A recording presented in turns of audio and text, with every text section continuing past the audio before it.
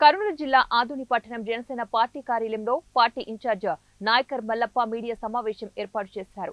ఈ సందర్భంగా ఆయన మాట్లాడుతూ కూటమి గెలుపు కోసం కష్టపడ్డ ప్రతి జనసేన కార్యకర్తకు జనసేన పార్టీలో వారికి తగ్గ విలువ ఎప్పటికీ ఉంటుందని, వైఎస్ఆర్సీపీ పార్టీ నుంచి జనసేన పార్టీలో చేరడానికి ఫోన్ కాల్స్ వస్తున్నట్లు ఆయన తెలిపారు. జనసేన పార్టీ బలోపేతం కోసం పార్టీ విధి విధానాలకు కట్టుబడి వారికే పార్టీ సభ్యత్వం ఇవ్వడానికి అభ్యంతరం లేదని తెలిపారు.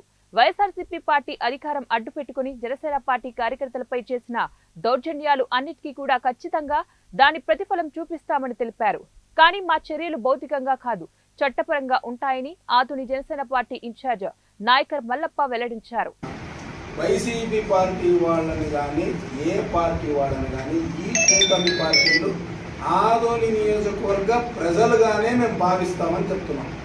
మేము వాళ్ళని ఎక్కడ కూడా శత్రువులుగా చూడటం లేదు.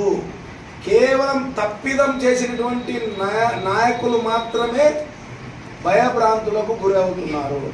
వాటికే ఆయన కేవలం 30 రోజుల్లో ఆయన ప్రసంగాల ద్వారానే అందరూ వినింటారు. నేను ఇప్పటికీ చెప్తున్నాను, ఆయనకు ఆదోని డెవలప్మెంట్ మీద ఒక క్లియర్ ఐడియా ఉంది.